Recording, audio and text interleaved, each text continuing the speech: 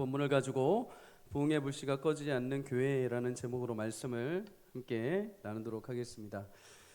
지난주에 우리는 성전 수문 앞 광장에서 이스라엘 백성들이 에스라의 말씀을 듣고 회개하고 부흥하는 놀라운 역사를 살펴보았습니다. 부흥은 하나님께 돌아가는 것이요, 하나님께서 그의 형상으로 창조하신 인간의 원래 위치, 원래 목적과 존재의 가치를 회복하는 것입니다. 부흥은 그렇게 말씀으로 시작해서 회개를 통하여서 우리 심령 가운데 하나님이 부으시는 놀라운 역사의 시간입니다. 하나님의 선물이기도 하죠.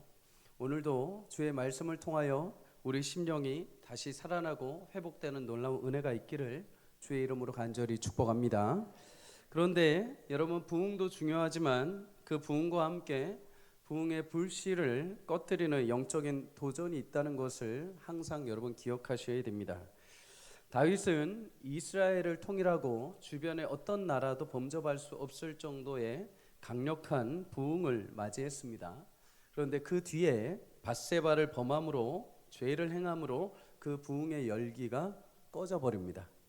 남유다 왕 히스기야는 죽을 병에 걸렸을 때 하나님께 기도하여서 15년의 생명을 연장받게 됩니다. 개인적으로 부흥의 역사를 맞이한 거죠. 그러나 그 뒤에 바벨론 사신이 왔을 때 자신의 궁에 있는 모든 무기와 보물을 다 보여주면서 자신을 과시를 하게 됩니다. 부흥의 주도권과 그 영광이 하나님이 아니라 자신에게 있는 것처럼 오해해버린 거죠. 결국 이 일로 인하여서 히스기야는 자신이 자랑했던 모든 보물과 그리고 모든 무기들을 바벨론에 의해 빼앗기게 됩니다. 부흥은 큰 은혜이고 사모할 만한 것이며 동시에 부흥을 잘 지키는 것도 굉장히 중요합니다. 부흥을 이뤘던 느헤미야가 바사왕 아닥사스다에게 돌아가서 다시 직무로 복귀를 합니다. 그러던 중에 잠시 시간을 허락받아서 예루살렘으로 잠시 방문하여 돌아오게 되죠. 그런데 느헤미야가 자리를 비웠던 그 시간 동안에 예루살렘은 부흥의 찬물을 끼얹는 일들이 발생을 합니다.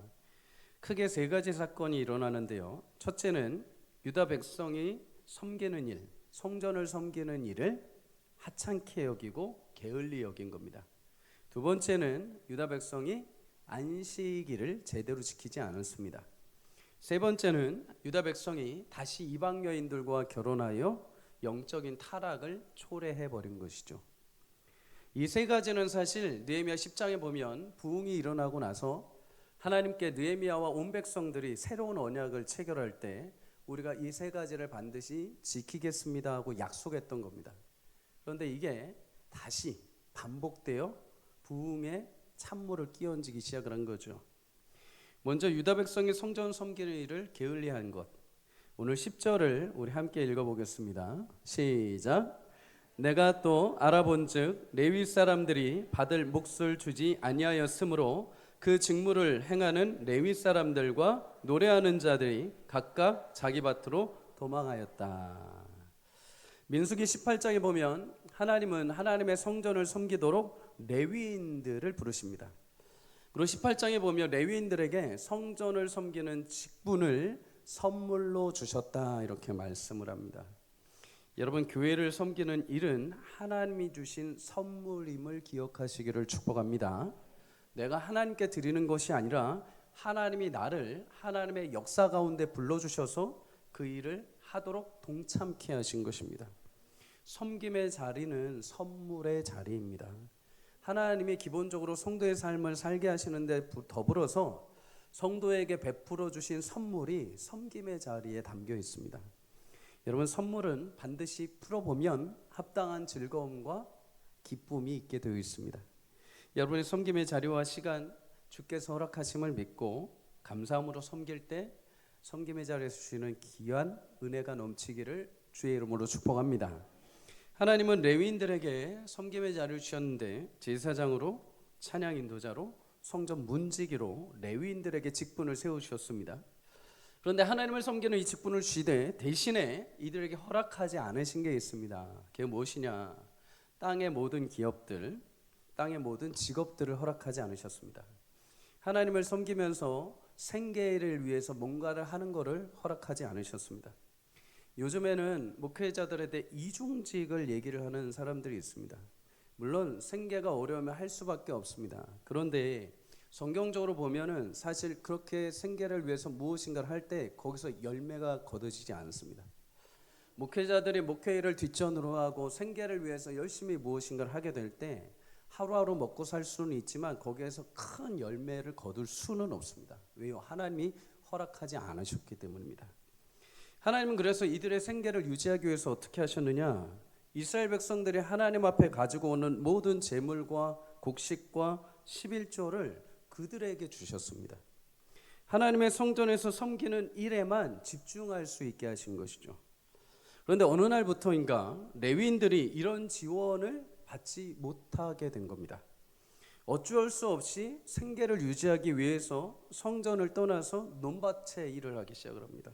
먹고 살기 위해서 아르바이트를 하기 시작을 하고 먹고 살기 위해서 다른 직업을 가지기 시작을 한 겁니다. 성전에서 레위인들이 그렇게 논밭으로 떠나니까 성전을 섬겨야 되는 예배가 멈추기 시작합니다. 말씀 선포가 멈추고 기도가 중단되기 시작합니다. 성전이 비게 되니까 백성들도 더 이상 성전을 찾아오지 않습니다.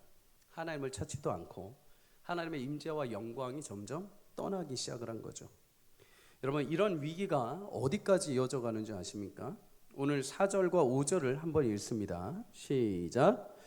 이전에 우리 하나님의 전에 방을 맡은 제사장 엘리야십이 도비야와 연락이 있었으므로 도비야를 위하여 한 큰 방을 만들었으니 그 방은 원래 소재물과 유향과 그릇과 또 레위 사람들과 노래하는 자들과 문지기들에게 11조로 주는 곡물과 새 포도주와 기름과 또 제사장들에게 주는 거제물을 두는 곳이라.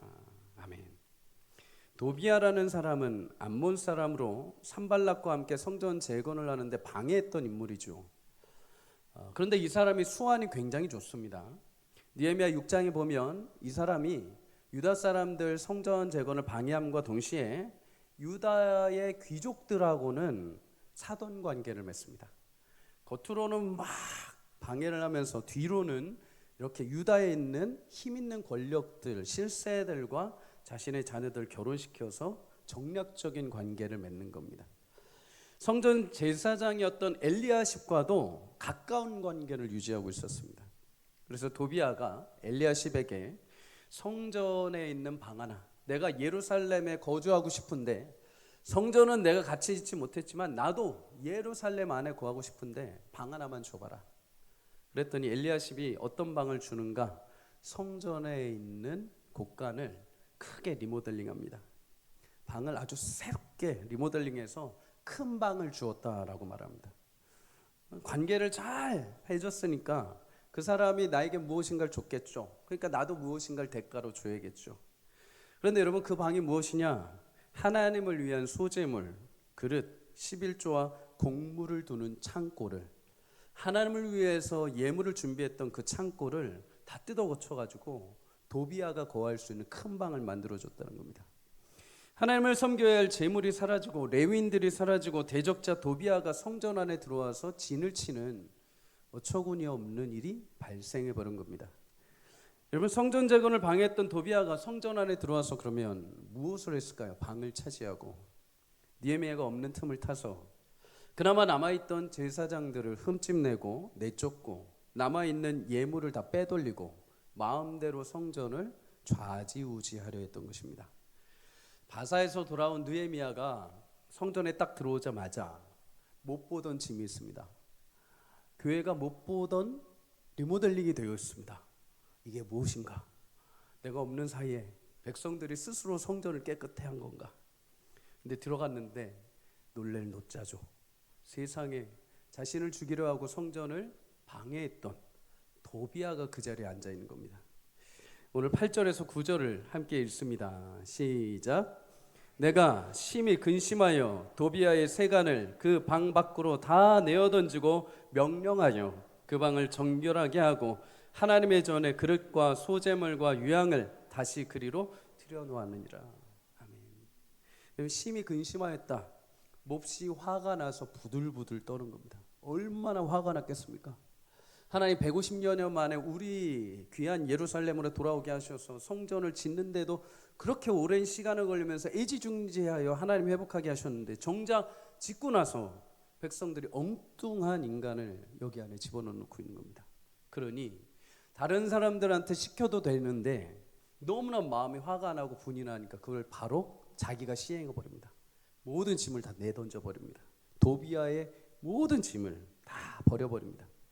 그리고 성전 방을 다시 정결케 합니다. 원래 있어야 될 소재물, 원래 있어야 될 유향, 원래 있어야 될 하나님을 향한 그릇을 다시 채우기 시작을 한 거죠. 그리고 관리들을 호되게 꾸짖습니다. 11절에 이렇게 말하죠. 내가 모든 민장을 꾸짖어 이르기를 11절에 하나님의 전이 어찌하여 버림받았느냐 하고 레위 사람을 다시 불러 모아 다시 제자리에 세웠다. 너희가 어찌하여 여호와의 전을 버리고 어떻게 이렇게 여호와 하나님을 홀로 두었느냐? 어찌하여 성전의 목적과 뜻에 합당하게 일을 하지 않고 방치하고 버려두었느냐? 몹시 화를 내면서 민장들을 꾸짖습니다. 애써 회복한 성전에 있어야 할 하나님을 향한 귀한 것들은 없고 엉뚱한 사람이 와서 자리를 빼앗고 있으니 얼마나 화가 났겠습니까? 그러고 나서 백성들에게 다시 하나님께 제사를 드리도록 하나님께 예배를 시작하게 하고 제물을 드리게 하고 레위인들에게 양식을 주어서 사역을 감당하며 성전을 다시 원래 제자리로 돌려놓습니다. 여러분, 부흥은 흐트러진 나의 자리를 다시 찾아가는 것과 같습니다. 하나님을 예배하는 자리, 기도하는 자리를 다시 찾아가는 것입니다. 성도의 자리는 하나님과 함께하는 자리, 하나님과 연결된 자리가 가장 복된 자리인 줄 믿습니다. 만약 그 자리를 벗어나서 다른 것과 연결과 다른 것과 사귐이 있으면 여러분 어떻게 되는지 아십니까? 오늘 4절에 보면 엘리야십이 도비아와 연락되었다 이렇게 말합니다. 연락되었다. 연락하다, 카라브라는 이 단어는 가까이 하다, 친밀하게 엮여 있다라는 것입니다. 우리는 나와 가장 가까이 하는 사람하고 엮여 있죠. 내가 가장 가까이 아끼는 것들이 내 생각과 마음을 엮어놓고 거기에 신경을 쓰게 만듭니다. 아담은 처음에 에덴 동산에서 하나님의 청지기로 하나님과 가장 가까이 엮여 있었습니다. 친밀한 관계를 맺고 있었죠. 그 에덴 동산에서 아담이 가장 영광스럽게 모든 것을 누리고 하나님의 형상으로서 복을 가장 많이 누린 사람입니다. 근데 사단의 유혹을 받아서 선악과를 먹고 죄와 가까이 하기 시작을 합니다. 죄로 이제 슬슬 엮이기 시작을 한 거죠. 그때부터 반대로 하나님과 멀어지기 시작을 합니다. 창세기 3장 8절에 그래서 하나님이 아담을 찾아오셨을 때 아담이 어떻게 하는가? 나무 사이에 숨었다 이렇게 말씀을 합니다. 하나님이 맡겨주신 에덴 동산에서의 사명의 자리를 버려두고 하나님의 그 영광스러운 친밀한 자리를 버려두고 죄를 품고 죄와 함께 숨어버리는 것입니다. 그때 하나님이 창세기 3장 9절에 말씀하죠. 아담아, 네가 어디 있느냐 하고 물어보십니다. 여러분, 하나님이 정말 아담이 이렇게 숨바꼭질을 하는데 잘 나무 사이에 숨어서 안 보여서 아담아 어딘지 모르겠다 이렇게 하셨을까요? 하나님 다 아시죠? 이 말씀이 무슨 의미일까요? 의역해보면 이렇습니다. 아담아 어찌하여서 네가 지금 그 죄악된 자리에 있냐? 너는 원래 내 옆에서 나와 함께 기쁨을 누리고 나와 영광을 누려야 될 존재인데 나와 교제하는 자리에 있어야 될 아이인데 어찌하여 죄와 침말해져서 나와 함께 있어야 될 자리에서 벗어나서 그 더럽고 추악한 죄의 자리를 너의 자리인 것처럼 지금 벗어나 있느냐? 한마디로 원래 있어야 될 자리가 아니라 지금 너의 자리는 너가 잊지 말아야 될 자리라는 것을 하나님 탄식하시면서 얘기하시는 것입니다. 사랑하는 여러분, 오늘 느헤미야는 성전이 있어야 할 원래 자리를 다시 찾아갑니다. 엉뚱하게 자리 잡고 있는 도비아를 내쫓고 백성들에게 제물을 드리게 하고 레위인들에게 양식을 주고 하나님을 섬기도록 직무를 다시 세워주십니다. 원래 있어야 할 자리에 있는 것이 여러분 가장 아름다운 것입니다. 나를 창조하신 아버지, 하나님 곁에 머무는 것, 하나님의 말씀대로 순종하며 길을 걷는 것, 그 자리가 하나님이 가장 기뻐하시는 자리요, 나에게 가장 복된 자리임을 믿으시기를 축복합니다. 여러분, 그 자리를 다른 것에 빼앗기지 않기를 바랍니다. 하나님의 계시할 자리, 다른 것으로 채우게 되면 그것이 나를 조종하기 시작을 합니다. 나를 움직이기 시작합니다. 그러나 하나님이 내 중심에 계시고 내가 그 앞에 신실하게 그 자리를 지킬 때 하나님 나에게 부흥을 주시고 계속되는 은혜를 허락해 주실 줄 믿습니다. 여러분, 늘 옆자리가 하나님의 자리, 하나님 옆자리가 여러분의 자리가 되시기를 주의 이름으로 간절히 축복합니다. 두 번째 문제는 안식일을 훼손하는 일이 발생을 했습니다. 오늘 본문 15절에서 17절을 함께 읽어봅니다. 시작. 그때에 내가 본즉 유다에서 어떤 사람이 안식일에 술틀을 밟고 곡식단을 나귀에 실어 운반하며 포도와 무화과와 여러 가지 짐을 지고 안식일에 예루살렘에 들어와서 음식물을 팔기로, 그날에 내가 경계하였고 또 두로 사람이 예루살렘에 살며 물고기와 각양 물건을 가져다가 안식일에 예루살렘에서도 유다 자손에게 팔기로, 내가 유다의 모든 괴인들을 꾸짖어 그들에게 이르기를 어찌 이 악을 행하여 안식일을 범하느냐. 아멘. 예루살렘에 성전이 재건되고 유다 백성들이 이제 그 땅에 살기 시작하면서 이제 상거래가 활발하게 다시 시작됩니다. 각 지역에 있는 사람들이 저 예루살렘이 회복되고 저기에 사람들이 산다더라. 그리고 그들이 이제 필요한 물건들이 많다더라. 거기 가니까 장사가 잘 된다더라. 이런 소문들이 나면서 외부에 있는 사람들이 막 와서 장사를 하기 시작을 합니다. 근데 문제는 오늘 본문에 보면 안식일에 들어와서 포도주와 음식물과 각양각색의 물건들을 팔았다라고 말합니다. 여기서 한 가지 걸리는 것이 있어야 됩니다. 바로 안식일입니다. 안식일. 외부 사람들이 와서 예루살렘에서 안식일에 이런 음식을 팔고 이런 물건들을 팔았다라고 말한다는 것은 유대인들이 안식일에 안식을 하지 않고 예배를 드리지 않고 주님 안에서 쉼을 쉬지 않고 그때 무엇을 하느냐? 물건을 사고 먹을 것을 사고 마음껏 하나의 명하신 말씀에서 떠나 상거래를 했다는 것입니다. 이 모습을 본 느헤미야가 백성들을 꾸짖죠. 그리고 안식일 전과 후에 장사꾼들이 예루살렘에 들어오지 못하도록 성문을 다 닫아버립니다.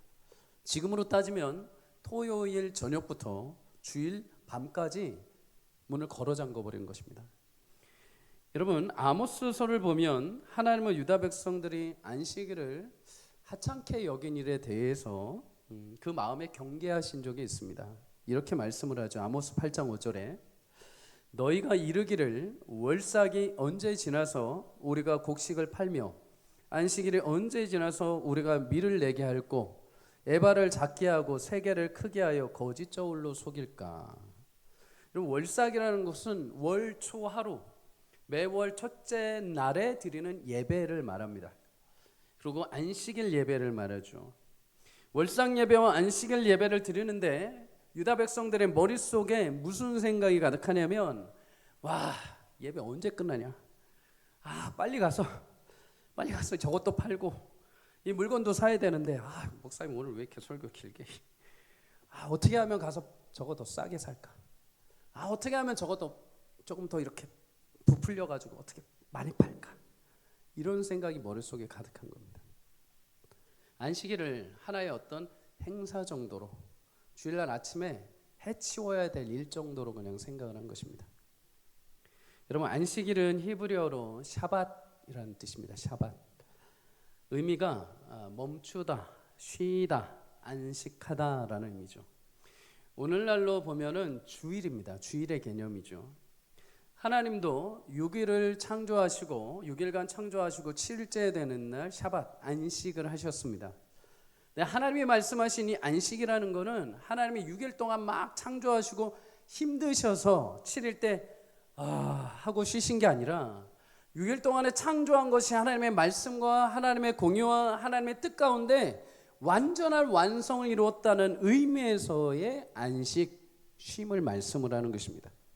어떤 것도 하나님의 계획하신 일들 가운데 불완전한 것 없고 모두가 하나님의 계획 가운데 보시기에 좋고 완벽하다는 의미에서 안식이라는 것이죠. 그것을 우리에게 적용해 보자면 6일간 세상에 살면서 겪었던 어려운 일들이 수없이 많은데도 불구하고 주일이 딱 되면 그 모든 것이 멈추는 것입니다. 그 모든 세상의 괴로움이 멈추고 모든 세상의 두려움이 멈추고 주님 앞에 딱 나오는 그 순간 하나님이 완성하신 안식일의 그 7일의 안식이 내 안에 임하는 것입니다. 세상에 불완전한 일들이 있다 하더라도 하나님이 완전하게 완성하신 그날의 안식을 주일날 나오는 성도들에게 베풀어 주신 것입니다. 그래서 여러분, 사실 원래 안식이라는 것은 어디에서 누릴 수 있는가? 천국에서 누릴 수 있습니다. 천국에서. 히브리서 4장 10절에 보면 안식에 들어가는 자, 곧 하나님 나라에 들어가는 자만이 진정한 평안을 누린다라고 말씀을 합니다. 그런데 하나님은 천국의 모형으로 이 땅의 자녀들에게 안식일을, 주일을 통해서 안식을 누리게 해주셨습니다. 그것이 여러분 어떻게 가능한가? 예수님을 통해서 가능하죠. 마태복음 12장 8절에 보면 예수님은 내가 안식일의 주인이다라고 말씀을 하십니다.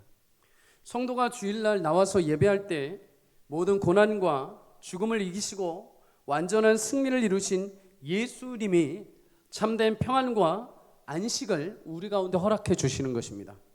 우리가 주일에 예배할 때 주님의 승리의 안식으로 들어가는 것입니다. 주님, 제가 6일 동안 상함이 있었고 질병이 있었고 우울함이 있었고 인생의 고달픔이 있었습니다. 그런데 주님의 부활의 능력으로 나를 온전케 하시고 주님께서 부활하신 그날을 기념하는 이 주일 평강의 은혜로 내 인생의 모든 그 무덤이 빈무덤이 되게 하시고 부활의 회복이 있게 하여 주시옵소서. 나를 치유하여 주시옵소서. 그런 믿음으로 주일날 예배하러 나오는 것입니다. 나와서 나의 죄와 허물, 나의 연약함과 질병을 주님 앞에 내어놓는 것이죠. 주님의 십자가 앞에 내어놓는 것입니다. 그럼 주님은 우리의 모든 짐과 우리의 모든 허물과 상처와 아픔을 주님의 부활의 능력으로 새롭게 하시는 것입니다. 그래서 예배할 때 내 마음이 회복되고 인생의 문제들이 치유되고 하나님께서 주신 믿음의 길을 걸어갈 수 있도록 예배를 통해서 주일날 하나님이 힘을 주시는 것입니다. 그 주일을 통해서 힘을 받고 다시 새롭게 되고 새로운 피조물이 되었다는 것을 인지하고 다시 월요일부터 이 땅에서 하나님의 빛과 소금으로 살아가는 것입니다. 그래서 주일은 굉장히 우리 안식을 취하는 날이 굉장히 중요한 것이죠. 사랑하는 여러분, 주일에 모여 예배할 때 주님이 허락하시는 안식 가운데 죽었던 영혼이 회복하고 일어나는 놀라운 기적의 역사가 있기를 주의 이름으로 간절히 축복합니다. 그러기 위해서 여러분, 주일이 되기 전에 앞뒤로 나의 성문을 걸어 잠궈야 됩니다. 주님이 나에게 허락하신 주일은 무슨 수를 써서라도 사수해야 됩니다. 무슨 수를 써서라도 지켜야 됩니다. 에이, 주일 한번 빠져도 대수야. 아유, 오늘 피곤하니까 대충 그냥 온라인으로 예배 드려. 너 월요일부터 시험이니까 주일날 교회 가지 말고 시험 공부해. 오늘 바쁜데. 아유, 뭐 어때? 아니요. 여러분, 문을 걸어 잠그시길 축복합니다. 우리는 매주마다 하나님 은혜가 필요한 자들입니다. 매주마다 주의 온전케 하시는 평강과 위로와 안식이 필요한 자들입니다. 하나님은 그것을 위해서 예수님을 죽이시고 부활케 하셔서 주일이란 귀한 선물과 안식의 날을 우리에게 주셨습니다. 여러분, 사단이 도비아처럼 내 마음의 성전의 자리를 꿰뚫고 앉아서 주일에 그 예배의 안전한 사모함과 열심을 사그라들게 만들고 우리를 내쫓아버리는 마음들을 줍니다. 여러분, 오늘 다시 우리의 마음을 확정하고 주일에 대한 소망과 하나님이 주시는 안식에 대해서 문을 걸어 잠글 수 있기를 주의 이름으로 축복합니다. 무슨 일이 있어도 예배는 드려야 된다. 무슨 일이 있어도 그날 주님 허락하신 평강을 누려야 된다. 그렇게 주일을 사모하며 주께 나오는 모든 자들에게 하나님만이 주실 수 있는 평강과 안식으로 여러분 삶을 인도해 가실 줄 믿습니다. 마지막 세 번째 문제는 유다 백성들이 이방 여인들과 결혼하여서 섞이게 되는 일들이 발생을 했습니다. 23절에서 25절을 우리 함께 읽도록 하겠습니다. 시작.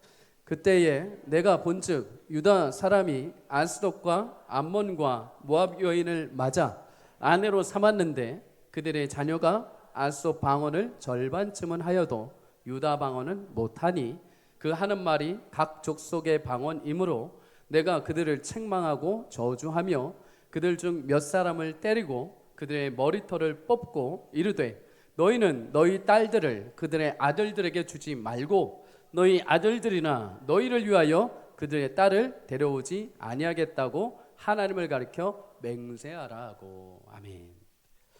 귀환한 백성들 이방 여인들을 아내로 맞이하여서 자식을 낳게 됩니다. 심지어 자녀들이 이방 나라의 말, 아스도드의 말은 많이 하는데 정작 모국어인 히브리어는 잊어버리기 시작을 한 겁니다.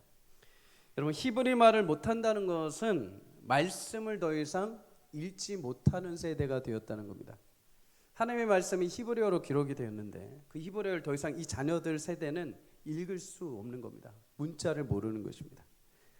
이민을 간 교포들이 아이들을 집에서 키울 때 항상 대부분 하는 것들이 뭐냐면 아이들의 학교에서는 영어를 배우지만 집에서는 부모님들이 가능하면 한국말로 이렇게 가르친다고 합니다. 한국말로. 왜 그럴까요? 여러분, 한국말을 하는 거하고 외국말을 하는 거하고 감정과 여러 가지 정서들이 다 다르기 때문입니다. 그리고 심지어 아이들이 이제 사춘기를 지날 때 아이들은 영어를 사용하는데 부모님들은 한국말을 사용하게 되면 이제 그때부터 집에서는 자녀들과 부모 사이가 갈라지기 시작을 합니다. 그래서 가능하면 교포들은 부모님들이 이민을 갔을 때 집에서 가능하면 아이들이 한국말을 잊어버리지 않도록 한국말을 계속해서 정서적으로 끊어지지 않게 가르치는 거죠. 이런 노력은 여러분 이민을 간 엄마 아빠만 하는 것이 아닙니다. 이 시대 자녀들에게 하나님의 말씀을 읽을 수 있도록, 그래서 다른 세대가 되지 않도록 말씀을 읽혀주고 깨닫게 해주는 역할이 신앙의 부모의 역할인 줄 믿습니다. 여러분, 우리 자녀들이 말씀을 읽는 세대가 되기를 주의 이름으로 간절히 축복합니다. 그러기 위해서는 자녀들에게 하나님 말씀을 읽혀주고 알려주어야 합니다. 자녀들을 교육하기에 참 많이 여러분 애쓰시고 바쁘시죠. 학원도 보내야 되죠. 아이들 뒤처지지 않게 이런저런 것도 해줘야 되죠. 엄마들 사이에서 들으면 마치 내 자녀만 뒤처지는 것 같아서 마음이 분주해서 이것도 해주고 저것도 해주고 많은 것들을 해주죠. 근데 여러분, 학원을 그렇게 보내도 가르쳐주지 않는 것이 있습니다. 하나님에 대해서는 결코 학원이 가르쳐주지 못합니다.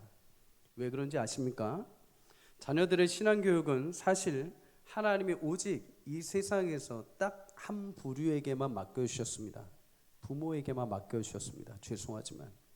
그래서 여러분, 교회 학교에서는 기본적인 방향과 아이들이 예배하고 아이들에 대한 신앙적인 지식을 훈련하는 것이지만 원래 원칙상으로는 부모님들에게 그 신앙의 교육의 자질과 책임을 하나님 맡겨주셨습니다. 신명기 6장 7절에 보면 자녀들에게 말씀을 읽히고 가르치라고 하는 것을, 그 훈계하라고 하는 것을 하나님은 선생님들에게 가르치지 않으셨습니다. 부모들에게 말씀하셨습니다. 부모들이요, 자녀들이 일어났다가 앉았다가 길을 갈 때든지 언제든지 말씀을 읽을 수 있도록 가르쳐라. 여러분, 말씀을 읽을 수 있는 세대, 말씀을 읽고 하나님을 만날 수 있는 세대로 우리 자녀들을 키워갈 수 있기를 주의 이름으로 축복합니다. 다른 것들은 다 해주고 다른 것들은 다 사주고 다른 교육은 다 시켜주는데 정작 내가 해야 될, 내가 시켜줘야 될 교육을 안 시킨다는 것, 그것만큼 비참한 것은 없죠. 그러기 위해서 여러분, 부모님들 집에서 말씀을 많이 읽으시기를 바랍니다. 내 자녀를 읽히기보다 먼저 내가 말씀을 읽고 내가 먼저 말씀을 듣기 시작하면 그 말씀의 능력이 있어서 부모님들이 읽은 말씀이 삶을 통하여서 가정을 지키고 자녀들의 귓가에 들리게 하시고 그들의 입술과 눈으로 보게 하시며 하나님의 살아계신 말씀이 그들의 삶을 지배하시고 이끌어 가시는 축복을 반드시 주실 줄 믿습니다. 그 말씀을 따라 살아가는 우리 자녀들, 말씀을 몰라서 못 읽는 세대가 아니라 나중에 부모님이 없다 하더라도 스스로 말씀을 읽고 스스로 말씀 앞에 나오는 우리 자녀들이 되기를 주의 이름으로 축복합니다. 아이들이 말씀을 읽지 못하는 현실 가운데 있을 때 느헤미야가 얼마나 마음이 참담했겠습니까? 오죽하면 25절에 이방 여인과 결혼한 사람들을 책망하고 머리털을 다 뽑아버렸다라고 합니다. 그럼 탈모가 있으신 분들은 느헤미야 앞에 가시면 안 됩니다. 다 뽑아버립니다. 그런데 느헤미야가 이 정도까지 사람을 때리고 머리털을 뽑을 정도로 막 의분이 일어날 수밖에 없던 일이 있습니다. 26절에 고백을 합니다. 하나님이 그렇게 사랑하셨던, 우리가 존경했던 솔로몬 왕, 그가 아무리 위대한 왕이라 하더라도 이방 여인 1000명을 아내로 맞이하여서 그 여인들이 들여온 우상으로 인해서 이스라엘 온 지역에 우상 숭배의 죄악이 물들기 시작을 했습니다. 하나님은 이 죄악을 시작으로 인해서 계속해서 이스라엘 백성들에게 권면하시고 회개를 촉구하지만 결국 이들이 이 쓴뿌리를 제거하지 못하여 하나님께 징계를 받아 바벨론 포로로 끌려가는 비참함을 경험했기 때문입니다. 그런데 또다시 돌아온 백성들이 또다시 그 죄악을 향해서 달려가고 있는 겁니다. 영적인 감각이 무뎌진 상태로 다시 그 죄악을 범하려고 하고 있으니 느헤미야가 통탄을 하는 거죠. 머리털을 뽑을 정도로 분노하고 책망을 한 것입니다. 그리고 이제 이방 여인들을 다 돌려보내게 만듭니다. 자녀들도 다 돌려보내게 명령합니다. 그런데 여러분, 여기서 예외가 없습니다.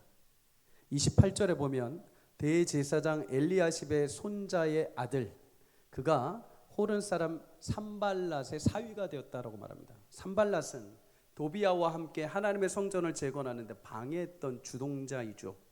근데 그가 지금 엘리야십의 손자의 아들과 사돈을 맺고 있는 것입니다. 그런데 여러분, 이 정도 되면 느헤미야가 어떤 고민이 있었을까요? 그래도 대제사장의 손주인데 저 녀석을 어떻게 해야 되나? 그래, 너는 아버지 체면이 있으니까 그냥 일로 와라. 아니요, 아버지 체면이고 뭐고 너도 하나님 앞에 온전치 못하였으니 떠나가라. 단호하게 떠나보냅니다. 여러분, 목사 아들이라고 해서, 장로 아들이라고 해서, 권사 아들이라고 해서 내가 몇 대 손 믿음을 가졌다 해서 예외가 될 수 없습니다. 참된 진리이신 예수님을 바로 알고 믿기 위해서는 죄악된 모든 것을 끊어내고 자신 스스로 하나님 앞에 믿음을 고백하고 새롭게 되는 은혜가 필요할 줄 믿습니다. 여러분, 하나님 앞에는 어느 누구도 예외가 없습니다.